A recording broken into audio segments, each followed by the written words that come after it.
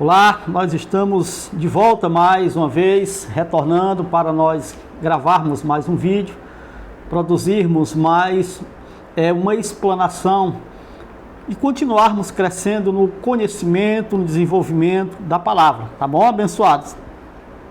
O tema é um tema que é um tema muito falado, parece até que é um tema de fácil entendimento, mas não é. Talvez de fácil entendimento, mas não de fácil aceitação, tá bom? O tema é esse: a alma do justo e a do injusto tem o mesmo destino. A alma do justo e a alma do injusto tem o mesmo destino. Irmão Nelson, quem é o justo? O justo é o filho que participa de carne e sangue. É o homem espiritual, esse é o justo. E o injusto é o homem natural, por assim dizer. O injusto é a carne e sangue, corpo e alma. Corpo e alma do justo, corpo e alma do injusto. Por que a gente fala justo? Porque corpo e alma de um filho que participa da carne e sangue é denominado justo. Só é denominado justo um filho, um corpo e alma que tem um filho participando de carne e sangue. Um corpo e alma que não tem um filho que participa de carne e sangue, que é o homem natural, é denominado de injusto. Porém, humanamente falando, o corpo e alma que tem um filho participando de carne e sangue e um corpo e alma que não tem um filho participando de carne e sangue é injusto do mesmo jeito. Então, humanamente falando, injustos e justos nesse sentido é a mesma coisa. O que é justo não é Otto Nelson Moraes. Eu sou denominado justo, não é porque eu pratico boas obras, eu dou um prato de comida para alguém lá, eu dou uma cesta básica ali, eu atravesso uma velhinha na ponte, na calçada, um cego, eu dou um pacote de arroz, de feijão para na Escritura é denominado justo alguém, não é por causa dessas ações. Na Escritura, alguém é denominado justo é porque ali havia ou há um filho participando daquela carne e sangue. Mas aquela carne e sangue daquele indivíduo que é chamado justo, ela é injusta. Ela é ímpio. Ela tem o mesmo destino do que é considerado ímpio, que é o homem natural, que é só carne e sangue, que é só corpo e alma. Então, o corpo e alma de todos os seres humanos, independentemente se é um filho participando de carne e sangue ou não, aquele corpo e alma tem o mesmo destino. Por exemplo, um homem natural, que a gente chama de ímpio, e um homem espiritual, um filho participando de carne e sangue, que é chamado de justo, quando morre, corpo e alma dos dois têm o mesmo destino. É que algumas pessoas pensam que é assim, não, quando o justo morrer, a alma dele vai para um lugar.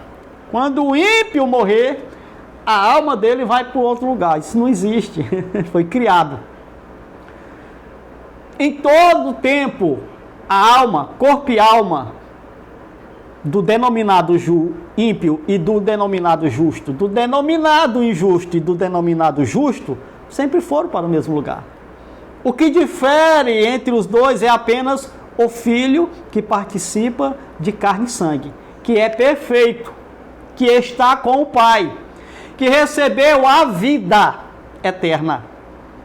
No último dia, preste atenção na introdução, no último dia, todos ressuscitaram, justo e injusto, filhos do Eterno e homens naturais.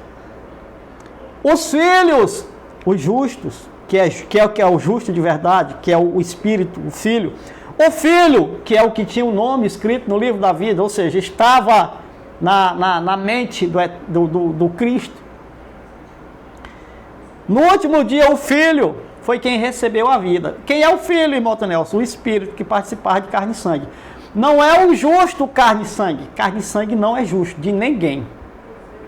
A única carne e sangue justa, que habitou nesta terra, chamou-se Yahushua.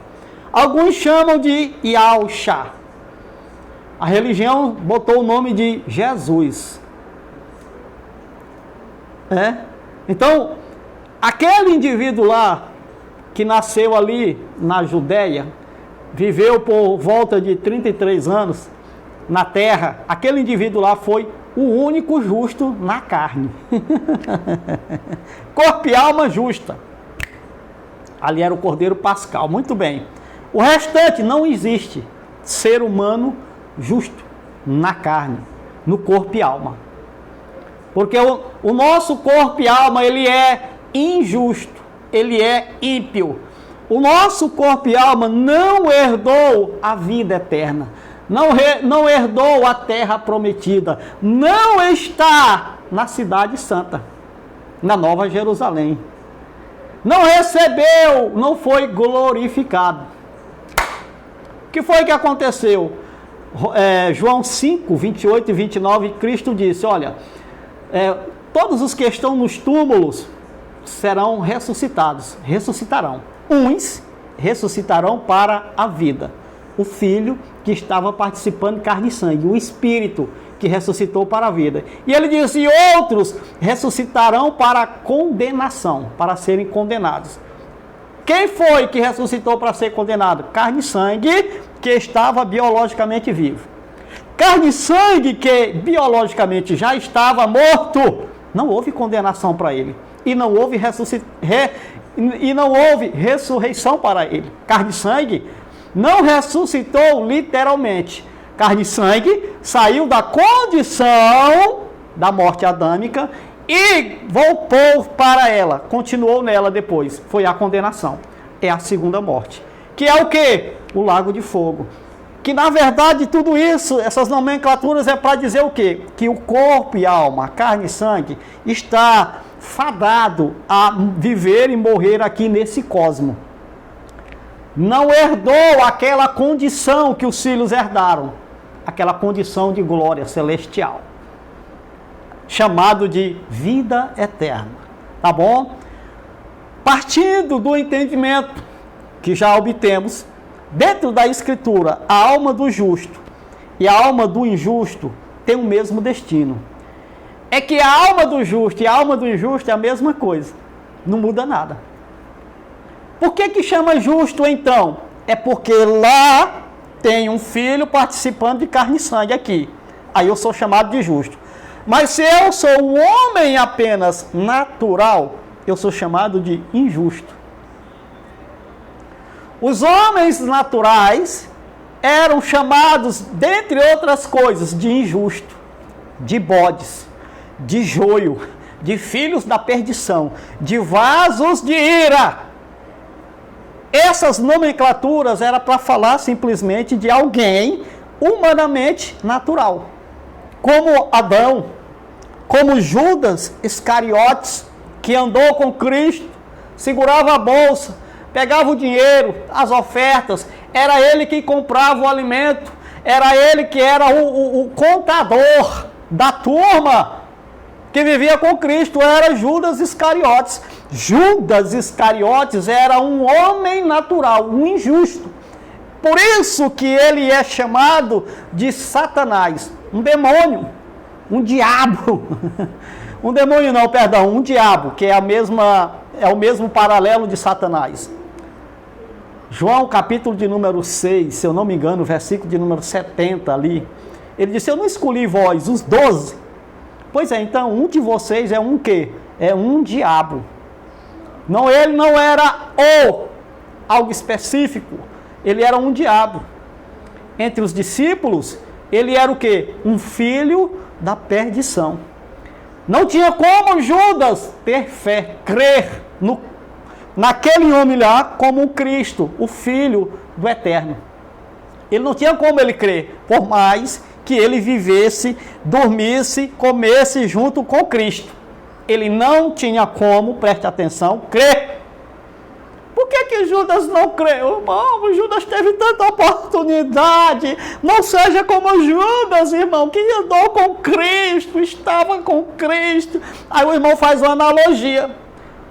Irmão, tem muitos aqui que se tornaram como Judas e andavam com Cristo, estavam na igreja e tal, faziam a obra, mas aí se desviaram.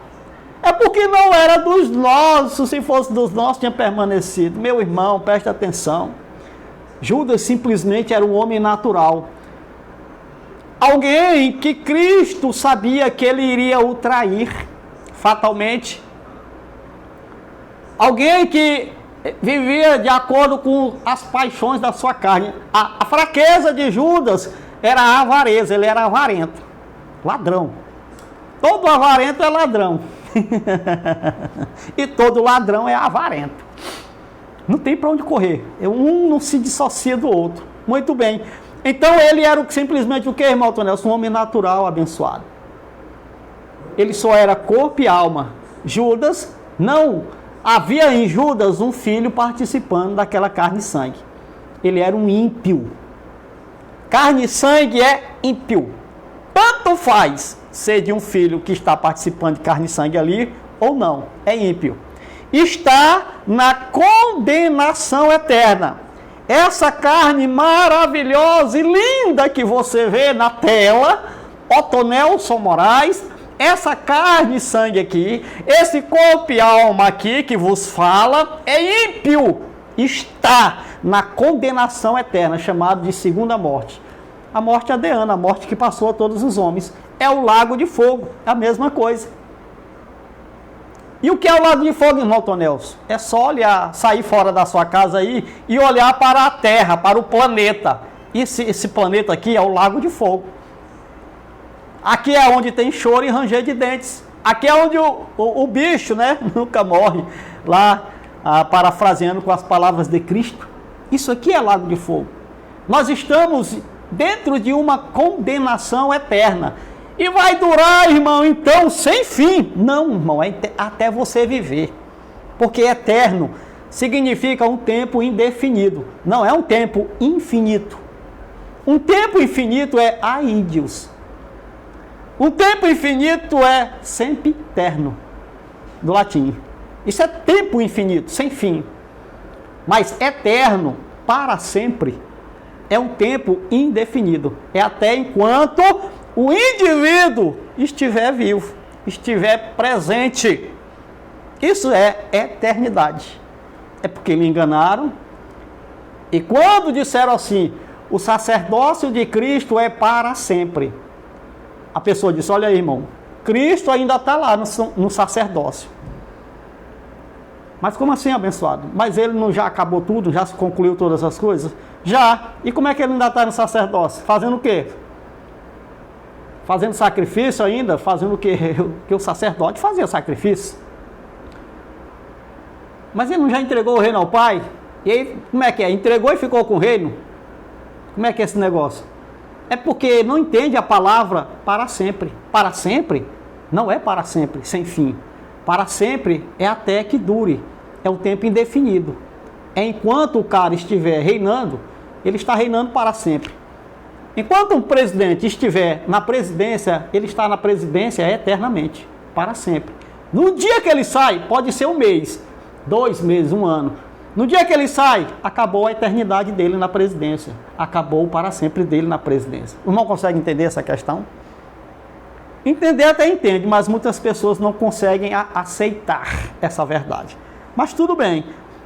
Vamos lá. Então a alma do justo e a do injusto têm o mesmo destino. Vamos para cá para o texto. É porque são muitas coisas e a gente pode se sair do foco. Muito bem, texto base, Salmo de número 6, versículo de número 4 e versículo de número 5. Irmão Otonel, você está dizendo, afirmando, que o homem natural, o Adão, está no lago de fogo, na condenação eterna? Sim. Não está no jardim, não, irmão. Quem está no jardim? Jardim é uma metáfora, uma palavra para dizer de quem estava na perfeição, na vida eterna. Na vida eterna.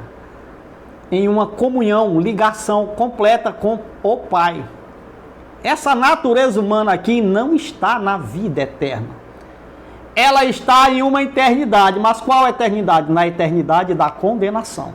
Enquanto essa natureza aqui viver, ela estará na condenação eterna. No dia que essa natureza aqui viver, corpo e alma, no dia que essa natureza morrer, então acabou a condenação eterna. É porque disseram para você que condenação eterna é uma condenação infinita. É o exemplo, aí criaram, para isso tinha que criar um lugar espiritual e que ao mesmo tempo se tornaria físico. Eu não sei como é que é isso, sei lá. Como é que o lugar é espiritual e a dor, e há necessidades, e há vontades, e há lamentos? Ora, se não é espiritual, e que dor sente um espírito? Hã? Mas tudo bem, vamos lá, o nosso foco é esse aqui. A alma, ela desaparece e o corpo cai e começa a apodrecer. Só é defunto, só é corpo. Isso aí é um corpo, irmão, um defunto sem vida. Só é sem vida um corpo, porque não tem mais alma. Porque a alma deixou de existir. A alma não sai do corpo. A alma morre e o corpo apodrece. Porque a alma não é um corpo independente do corpo biológico. Diferentemente do filho que participa de carne e sangue, que é chamado de espírito, que é um corpo independente desse corpo. Pegou aí o entendimento? Pegou o corte? Tá? Vamos lá, o texto base diz, Salmo de número 6, versículo 4 e 5, ele disse: volta-te, soberano, e livra-me. O salmista está escrevendo, inspirado. Volta-te, soberano, e livra-me. Salva-me por causa do teu amor leal. Versículo de número 5. Quem morreu não se lembra de ti. Isso aqui choca com algumas palavras ou expressões que tem na Bíblia. Parece que é uma contradição. Os ateus, por não terem o entendimento das coisas da Escritura, na verdade são pessoas inteligentíssimas, bem inteligentes, né? Mas quanto à Escritura, são leigos na interpretação. Eu não estou falando na gramática, tá? Na questão da interpretação. Versículo 5 diz: quem morreu não se lembra de ti. Mas como é que alguém morreu lá e ficou registrado na Bíblia que ele estava lembrando de tudo? Que tinha 5 irmãos? Hã? Lembrava e sentia. Mas aqui ele disse: quem morreu não se lembra de ti. Ora, entre os mortos, quem te louvará? Mas tem gente que diz que quando a pessoa morre, ainda fica louvando, tem conhecimento, fica vivo. Mas, de acordo com o Salmo de número 6, versículo 4 e 5, especialmente o versículo de número 5, parece ser uma contradição. Mas nós vamos entender um pouco dessa questão. Muito bem. Então, pelo fato da tradição religiosa ter criado um terceiro ser, que supostamente continua... O Satanás que passou bem aqui e triscou no cabo. Supostamente continua existente após a morte biológica do corpo. Então, essa ideia levou gerações ao engano. Então, qual é o destino da alma? Qual é o destino da alma? A alma, ela... Deixa eu dar uma agasalhada. A alma, ela continua viva após a morte do corpo biológico? Ora, irmão, mas é simples de entender essa questão, pelo menos eu acho. Se o corpo biológico de um homem, de uma pessoa, está morto, significa que o que morreu foi a alma. Por quê, irmão Nelson? É simples, irmão. Porque a alma é a vida do corpo. Se esse corpo aqui cair no chão, é porque a alma morreu. O corpo é uma casca, um invólucro. Quem movimenta esse corpo? Da fala, da visão, da audição, da conhecimento, da vontades e desejos, é a alma, é o todo. A alma é a vida. É o corpo vivo, é o corpo em movimento, isso é alma, isso é um ser vivente. Então não há nenhuma possibilidade de existir a alma fora de um corpo biológico. Não, irmão, mas fulano morreu e eu vi ele lá no fundo do quintal, vi a alma dele. Tu não viu coisa nenhuma, tu viu uma figura da tua mente. Tu viu uma criação teológica, religiosa, de tradições e tradições que criou. Foi isso que tu viu. Sim, foi, sim é. O que é que você acha? Quem é que está com a verdade? A Bíblia ou a tradição religiosa? A interpretação da tradição é uma. A verdade da Bíblia é diferente. Se você estudar, você percebe. Muito bem. Primeiro, para saber o destino da alma, primeiro precisamos saber o que é alma. Por que, irmão Nelson? Porque tem pessoas que acham que alma é um ser independente do biológico. Tipo assim, aqui é o corpo, aí tem outro corpo chamado de alma, aí tem outro corpo chamado de espírito. Ora, mas abençoado, mas esse corpo biológico, sozinho, ele tem vida? Não. A alma, sozinha, ela existe? Não. O espírito sozinho, ele tem vida? Existe? Sim. Ele é um corpo independente. O biológico e a alma é um só. Esse corpo físico e a minha alma é um só. Por quê? Porque é apenas um meio didático de falar da vida humana, das suas expressões, das suas vontades, dos seus conhecimentos, dos seus desejos. Tá bom? Então a alma, ela se expressa, e as expressões da alma, elas são liberadas através do corpo. O corpo só fala, blá, blá, blá, porque tem a alma, está viva dele. Porque ele está vivo, tem a alma. Entendeu? Se a alma morre, o corpo cai e começa a apodrecer. Significa dizer o quê? Que a alma de Cristo morreu. Irmão, sangue do... A alma de Cristo morreu e ela foi ressuscitada pelo Pai, o Espírito, no terceiro dia. Se a alma, preste atenção, se a ressurreição de Cristo tivesse ocorrido 7 dias depois da sua morte, da morte dessa alma, significa o quê? Que tinha que arrumar outro corpo para ele, porque aquele já estava podre.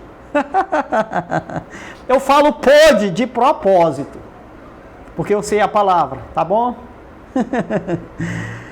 Então, a questão é que se criou um engano e perpetuou-se o engano para que se tivesse o que, irmão Tonel? Para que se tivesse domínio sobre as outras pessoas.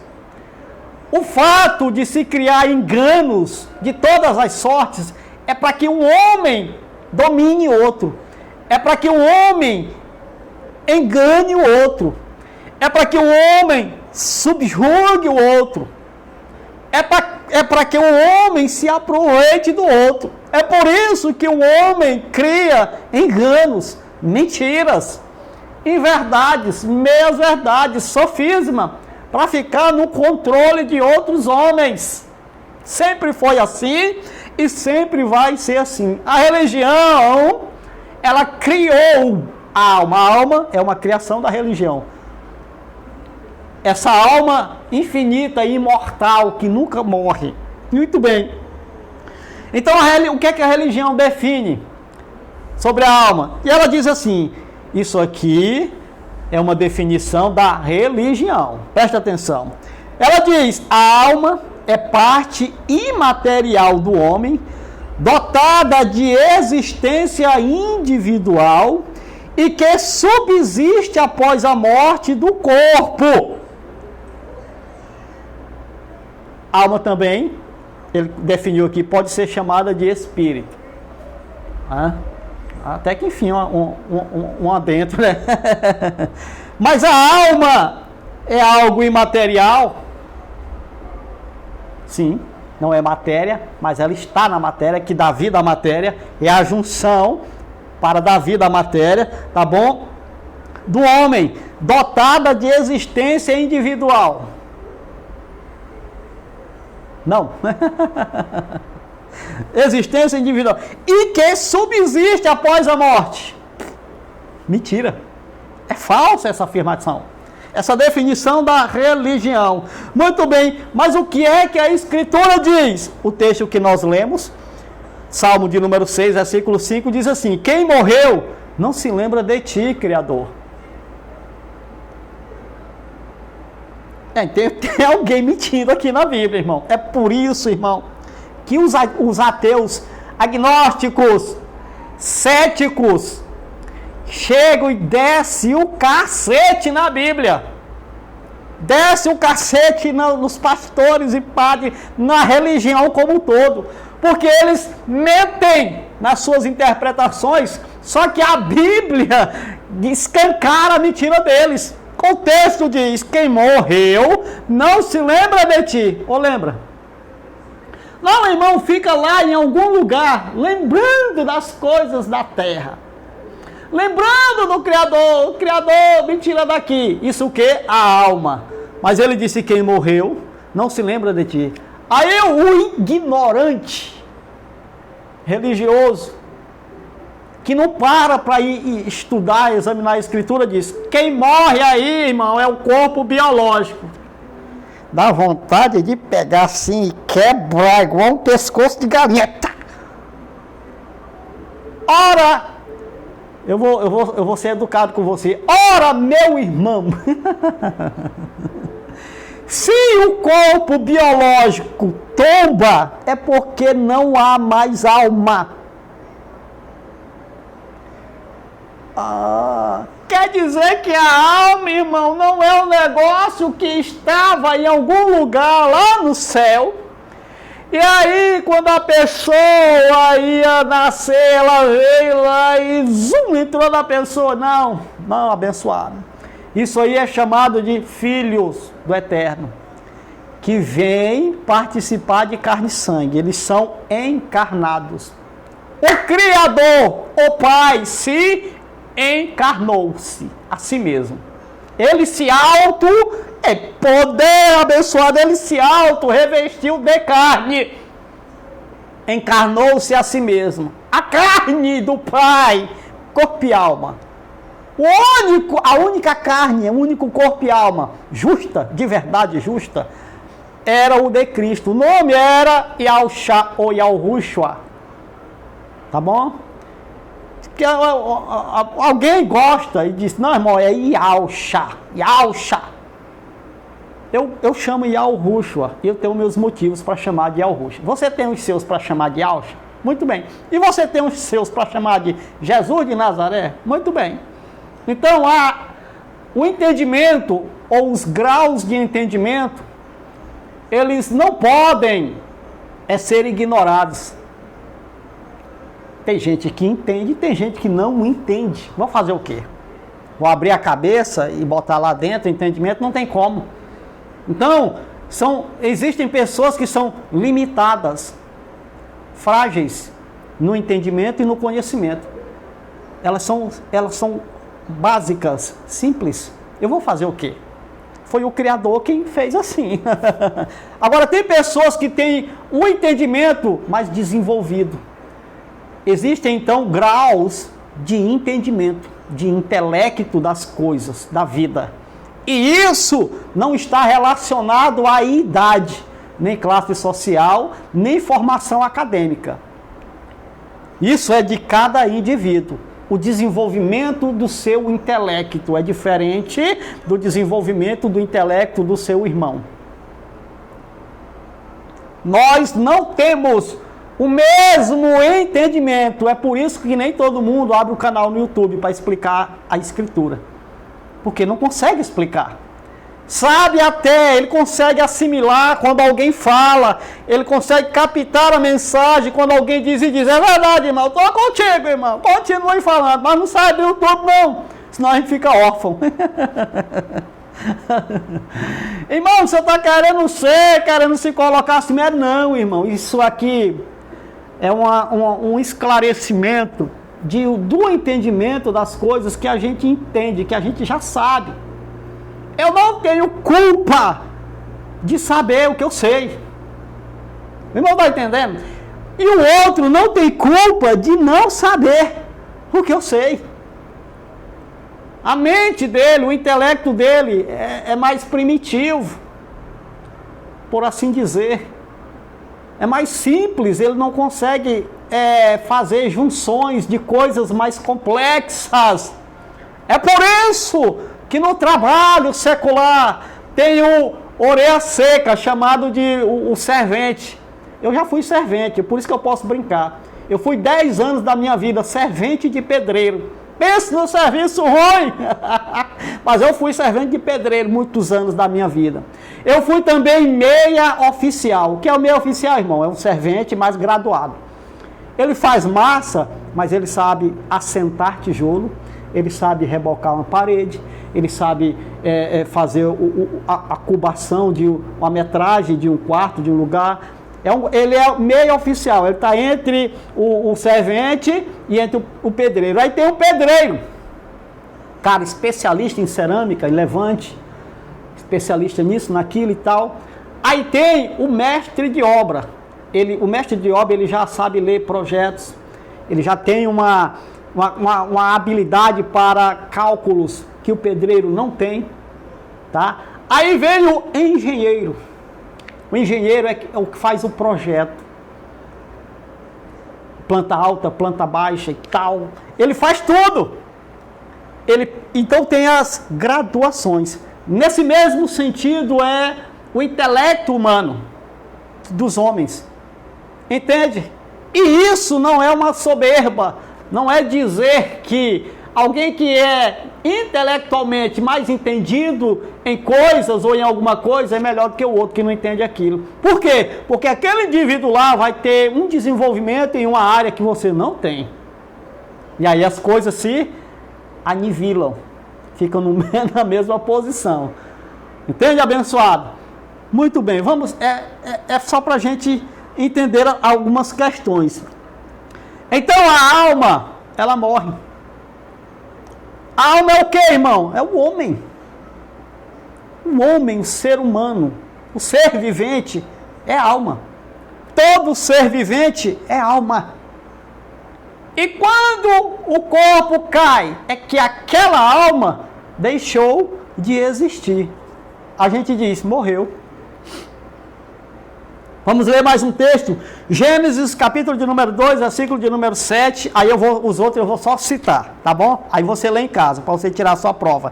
Gênesis, capítulo de número 2, versículo 7. Então o soberano Criador formou o homem do pó da terra e soprou em suas narinas, e o homem e o fôlego de vida. E soprou em suas narinas o fôlego de vida, vírgula, e o homem se tornou um ser vivente.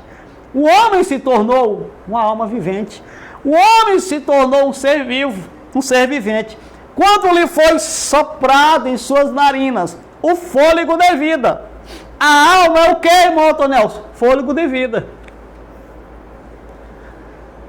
A alma é o que? O fôlego de vida. Quando o fôlego de vida acaba, se dá o último suspiro, ali é o que? O fim da alma. E o corpo? O corpo simplesmente tomba e passa a apodrecer. Vai virar o que? Pó. Homem, seu menino, essa é a verdade, pelo menos é o que a Bíblia está escrevendo, está dizendo, está escrito na Bíblia, tá bom? Jó, capítulo de número 14, versículo 10 ao 12, Eclesiastes, capítulo de número 9, versículo 6, 5, 6 e o versículo 10, 1 de Pedro, capítulo de número 3, versículo de número 20, Ezequiel, capítulo de número 18, versículo de número 20, Salmo de número 16, versículo de número 10, tudo isso é falando da alma. E o Salmo 16:10 é um salmo profético que falava ou que falou da morte e ressurreição de Cristo. E é muito importante você entender essa questão. Eu vou ler só mais esse, tá bom? Para nós passarmos para adiante. 36 minutos, Salmo de número 16, preste atenção. Versículo de número 10 disse: porque tu não me abandonarás no sepulcro, na morte. A palavra sepulcro aqui é no original hebraico Sheol. Esta palavra também pode ser traduzida por profundezas, pó ou morte. O que é que o salmista está dizendo na sua palavra profética? Esse salmo é um salmo profético. Ele está dizendo assim: porque tu não me abandonarás na morte, ou morto, nem permitirá, preste atenção, que o teu santo sofra decomposição. Por isso que a ressurreição de Cristo foi ao terceiro dia. Se demora, o santo passaria-se a decompor. O corpo de Cristo apodreceria, apesar de ter sido embalsamado. Porque tu não me abandonarás na morte, no sepulcro, no Sheol, no Hades, no inferno. Permitirá o quê? O que foi que morreu? O que foi que morreu? A alma. Chamada em algumas circunstâncias de espírito, chamada de vida. É por isso que antes de expirar, inspirar para dentro, expirar para fora, antes de expirar, ou seja, dar o último suspiro, Cristo disse: Pai, a ti entrego o meu espírito, a minha alma, a minha vida. É a mesma coisa, irmão.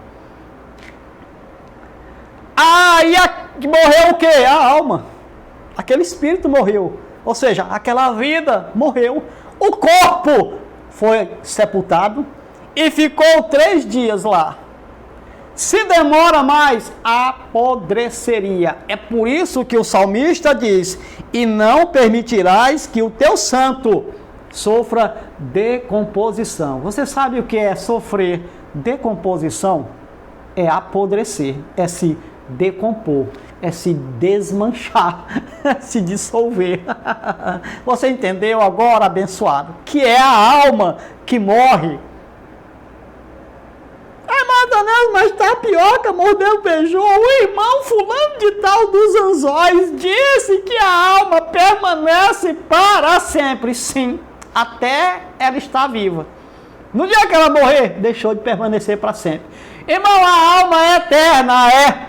Irmão Tonel, você disse que a alma morre. E como é que você está dizendo que a alma é eterna? É porque, eu vou falar isso até você entender. É porque a palavra eterno, ou para sempre, na Bíblia, não está falando de um tempo infinito que nunca se acabaria. Está falando de um tempo indefinido, que quando define, acaba, pronto. O irmão conseguiu entender? O texto bíblico disse que Davi reinou eternamente sobre Israel. Quanto tempo foi? 40 anos. E o que foi que aconteceu? Morreu. No dia que ele morreu, acabou a eternidade dele. Acabou a eternidade daquele reinado. Ah, irmão Antonel, isso é isso sim. É por isso que havia uma promessa. Havia profecias falando da morte e ressurreição de Cristo. Por que, irmão, no terceiro dia? O irmão lembra de Lázaro, que quando Cristo chegou lá, já estava com 4 dias. O cara saiu podre do sepulcro. Se ele demora mais um dia, homem, ia ter que pegar e emendar os pedaços daquele corpo. Ele saiu enfaixado. Ele disse, desatai-o. Por quê? Os corpos eram enfaixados, embalsamados e enfaixados, tá? E ele era sepultado, o corpo. Então, quando ele levanta aquela múmia, sai lá. Então, o que foi que aconteceu? Ele desenrole o homem e deixa o homem ir. Então, ele saiu Lázaro, vagante para lá. Agora, presta atenção, por que é que não existe relato de alguém conversando com Lázaro, dizendo, ei Lázaro, homem, quando tu estava morto lá, esses 4 dias, tu viu alguma coisa? Tu falou com algum querubim, estava no seio de Abraão, homem, como é o Abraão? E as coxas dele, é macia? Porque tem gente que pensa que o cara fica sentado nas coxas do cara. A expressão lá é junto. Do lado, perto, não é sentado nas pernas do cara não, meu irmão, por favor. Ei, rapaz, tem relato? Não, irmão, tem um relato lá, num lugar aí na Bíblia, vamos já chegar lá, tá bom? Para mim não me estender muito. Não tem relato de Lázaro dizendo nada, o que aconteceu lá quando ele estava morto. Por que que não tem? Porque ele estava morto, abençoado. O irmão consegue entender? O cara está morto, não tem nada. Depois da morte, é zero, é pis. O irmão lembra aquela linha traçada, contínua. Não tem atividade. Não tem comércio, não tem entendimento, não tem pensamento. Por isso que o Salmo disse, aquele que morreu, quem morreu, quem te louvará após a morte? Ninguém, porque não tem como, tá bom, deixou de existir, é inexistência, ponto. Essa é a verdade da Escritura. Alma no hebraico, o termo alma, a palavra hebraica é nefesh, essa mesma palavra, ela vem para o grego, e ela toma o nome de pisqué, ou pisquê, como você queira, tem uns que pronunciam diferente, no latim é ânimo, é aquele que dá ânimo, é o que anima, é o que dá vida, isso é alma. No sânscrito é atman.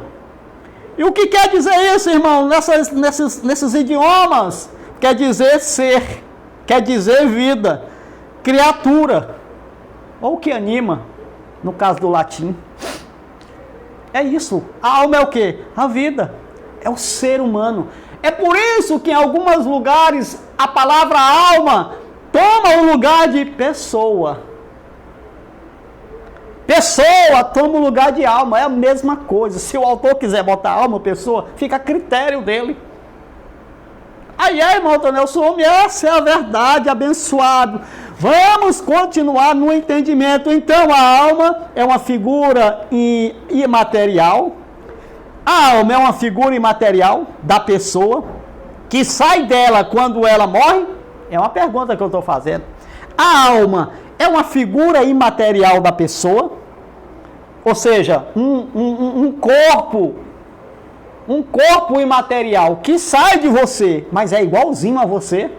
Olha, irmão, o pensamento de criança abençoada, que sai de você, que sai dela. Quando essa pessoa morre, vamos ver alguns textos, Mateus capítulo de número 22, versículo 23 ao 30, mas eu não vou ler isso tudo, eu vou ler só o mais importante, Mateus capítulo de número 22, eu vou ler o 28 em diante. Diz, pois bem, na ressurreição, isso aqui, eu vou colocar dentro do contexto, tem que fazer isso aqui, infelizmente, ou felizmente, os saduceus, que não acreditavam em ressurreição, queriam pegar Cristo no pulo do gato, eles não acreditavam em ressurreição, e eles contaram um caos para Cristo, dizendo o quê?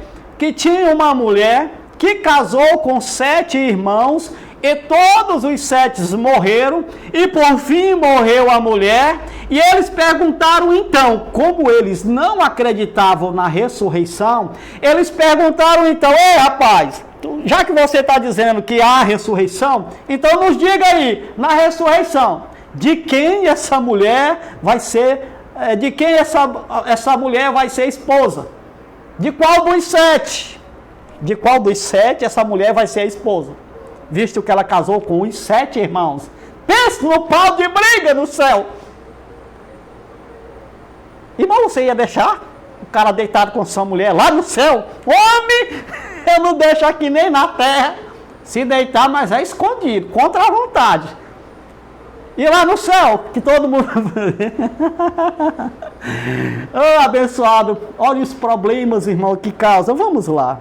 Aí, eles disseram para Cristo, bem, muito bem, na ressurreição, de qual dos 7 ela será a esposa, meu irmão, se tem ressurreição? Que ressurreição é essa, problemática? Aí Cristo respondeu, vocês, presta atenção, visto que todos foram casados com ela, 29, Cristo respondeu, abre aspas, vocês estão enganados, porque não conhecem as Escrituras nem o poder de Yahweh. Ele disse, 30, na ressurreição, a glória, as pessoas, as almas, na ressurreição, as pessoas não se casam nem são dadas em casamento. Como assim? Quer dizer que o cara vai ressuscitar e vai perder a mulher?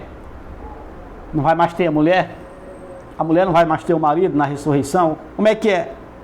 As pessoas nesse caso não são dadas em casamento, mas são como os anjos no céu.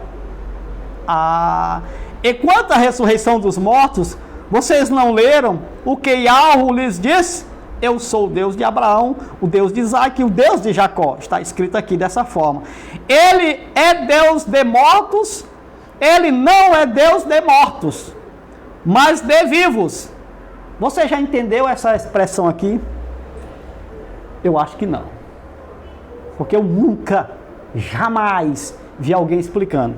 Eu só vi as pessoas lendo. Eu sou o Yahweh de Abraão, de Isaac e Jacó. Ele, disse o escritor, não é Yahweh dos mortos, mas de vivos. Por que ele citou Abraão, Isaac e Jacó? Porque Abraão, Isaac e Jacó eram filhos que participavam de carne e sangue. Por que ele não disse, eu sou o Yahweh do Caim? Do faraó? Não, é porque ele disse, eu sou Deus de vivos, não de mortos. Porque a ressurreição seria de quê? De filhos, espíritos vivos que estavam em uma condição de retidos, chamado de morte adâmica, ou a morte que passou a todos os homens. Então, na ressurreição, não seria o quê? Não seria a ressurreição de homem e mulher, macho e fêmea. Seria a ressurreição de espírito, como os anjos do céu. Conseguiu fechar o caixão do entendimento? Armar a arapuca da consciência? Conseguiu entender, abençoado? A ressurreição não seria de seres humanos. As pessoas, ele disse, seriam como anjos no céu. Não era homem e mulher, macho e fêmea. Entende? Eram como anjos. Como é que são os anjos? Assexuados. Como é que é um espírito, um filho? Assexuado. Não existe espírito mulher e espírito homem, filho do Eterno. Não. O que existe é uma nomenclatura de macho e fêmea para distinguirmos o nosso sexo aqui no mundo exterior, no lago de fogo. Mas falando-se de filhos, não tem macho e fêmea, homem e mulher, velho e menino, não. É espírito, é filho. É igual, todos são espírito. A ressurreição foi isso. Foi no âmbito espiritual. É por isso que Paulo disse que os que estavam também vivos ressuscitaram. Irmão, como é que alguém pode estar vivo e ressuscitar? É simples. É uma condição espiritual. Então, no último dia, não houve ressurreição de alma, de pessoa, de vida humana. Houve ressurreição de quê? Houve ressurreição. O que é a ressurreição? Era os filhos saindo da condição de morte. E os homens naturais também saíram da condição de morte, irmão. João 5, 29, que o Senhor disse, sim, mas voltaram para ela. Foram condenados a ela, a condição de morte. Lago de fogo, segunda morte. Isso é o quê? Uma condição. Significa o quê? Que você jamais passará, você que eu falo é corpo e alma, carne e sangue, jamais passará a ser um ser espiritual, ou a estar na condição espiritual. Porque você é carne e sangue, corpo e alma, é ímpio. Entenda, abençoado. Lucas, não, irmão, o senhor está enganado. Cristo falou uma parábola em Lucas capítulo 16, de que quando o homem morre, ele vai para um lugar, o justo, e o ímpio vai para o outro. O seu tema caiu por terra, a alma do justo, e a alma do injusto tem o mesmo destino. Vamos ver, para nós encerrarmos, porque não vai dar tempo de falar da outra questão, mas tudo bem, a gente faz outro vídeo. A propósito, o YouTube está passando comercial nos meus vídeos. Eu estava assistindo um vídeo meu e entrou comercial. Eu disse, como assim, YouTube? Se eu não estou monetizado e se não tem live liberada para mim fazer, como é que vocês estão usando o meu canal para... Isso pode, Arnaldo César Coelho? Como é que é esse negócio, hein? Como é que funciona isso aí?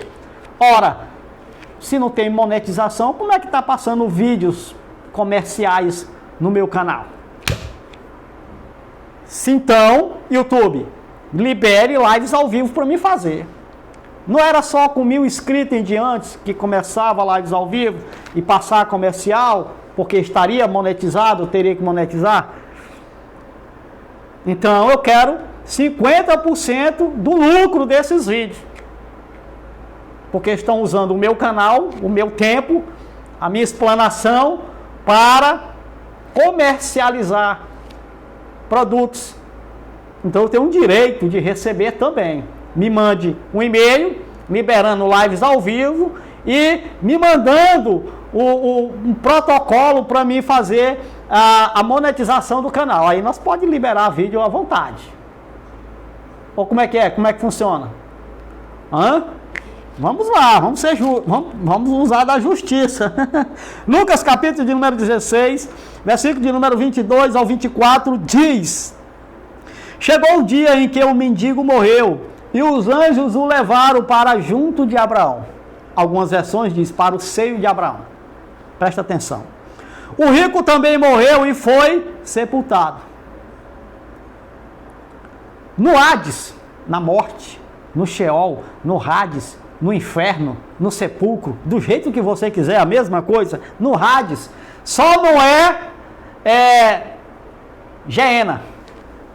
Tá bom? Porque Geena é outra coisa, tem muita gente enganada aí. Tá bom, mas no Hades, onde estava sendo atormentado, ele olhou para cima, não foi para o lado, do lado direito, do lado esquerdo, do lado, não, foi para cima. Pelo menos a minha Bíblia diz para cima. Se ela estiver errada, aí fica difícil para a gente explanar. Porque a gente explana, vai explanar um texto, aí uma Bíblia está dizendo uma coisa e a outra Bíblia está dizendo outra. E aí a gente é derrubado na explanação por causa das versões da Bíblia. Ora, se a Bíblia é extraída de uma mesma origem, se todos os tradutores, intérpretes, pegaram a mesma fonte, Por que eles usam palavras totalmente diferentes para dar sentidos diferentes ao mesmo texto? Aí tem a paciência, abençoado. Ele disse, então, ele olhou para cima, não foi para o lado, e viu Abraão de longe, com Lázaro ao seu lado. Então chamou, pai Abraão, tem misericórdia de mim, e manda que Lázaro molhe a ponta do dedo da água e refresque a minha língua, porque estou sofrendo muito neste fogo. Existe uma série de problemas para isso aqui ser um lugar espiritual, para onde iria a suposta alma. Na verdade, esse ensinamento de Cristo, especificamente para os fariseus, é um conto que os fariseus acreditavam ser uma verdade. De que, irmão Tonelson? É de que quem em vida era abastado, rico, era um sinal da benevolência e das bênçãos do Eterno sobre a vida daquele indivíduo. E que isso seria uma continuidade após a sua morte. Quem era pobre, morumbento, perebento, feridento, jogado a léu, ali era um sinal do desprezo do Eterno sobre aquela vida e que aquilo continuaria após a morte do indivíduo. O que é que Cristo vai ensinar? É que isso não era uma realidade, porque os fariseus eram avarentos. Pensavam que porque o cara era rico, então era um sinal do favor do Eterno. O Eterno estava com ele, mas isso não era a realidade. O texto vai dizer que quando Lázaro morreu, ele foi levado para junto de Abraão pelos anjos. Agora a pergunta é, Lázaro foi levado para junto de Abraão, Lázaro o quê? O corpo de Lázaro foi para uma dimensão espiritual. Lázaro não foi sepultado. Aquele corpo biológico dele não foi sepultado. Porque o texto não diz que ele foi sepultado. Mas isso não implica em dizer que ele não foi abençoado. A expressão foi levado para junto de Abraão significa dizer, preste atenção, para nunca mais esquecer essa verdade. Significa dizer que Lázaro era um filho do Eterno participando de carne e sangue. E independentemente da condição financeira dele na terra, após a morte da alma, do corpo e alma, Lázaro, porque ali é uma representação do filho, estaria junto de Abraão. Porque Abraão é a pessoa representando Cristo antes da implementação da graça, da nova aliança. Porque na nova aliança, Cristo é quem seria o representante.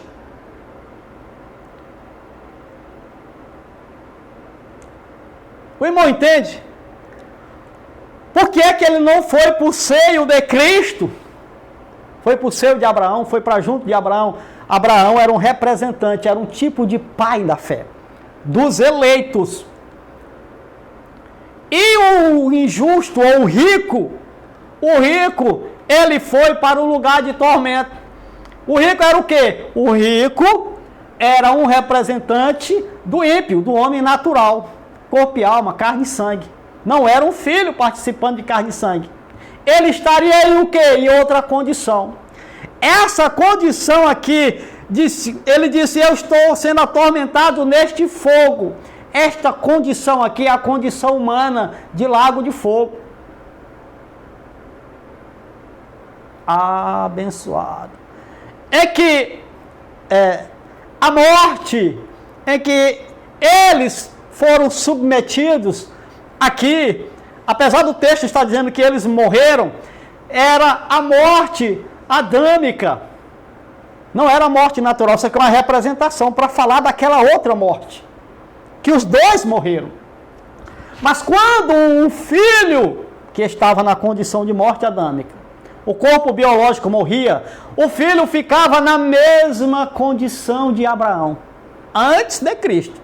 Porque durante Cristo, todos os que morriam, que eram filhos, iam para junto de Cristo, estavam em Cristo. É por isso que Shaul disse, e os que morreram em Cristo, não é agora mais em Abraão, ressuscitarão primeiro. Eu não sei se o irmão consegue alcançar o entendimento, tá bom? Mas esse é o entendimento. Então ali ele pegou aquela ideia, aquele conto judaico para trazer um ensino sobre os filhos que participam de carne e sangue e o homem natural. Que o homem natural continuaria atormentado. Não depois da morte biológica, mas ele continuaria numa morte, chamada de segunda morte. É o lago de fogo. Ali, no lago de fogo, é que tem o sofrimento. Eles seriam atormentados. Ele disse, eu estou sofrendo muito neste fogo. É o lago de fogo, é o juízo. Que o homem natural sofreu. Agora a pergunta que eu faço, o corpo de Lázaro foi levado também? Não, meu irmão, o Lázaro aqui é uma representação do filho. O homem rico é uma representação do não filho. Irmão, consegue entender?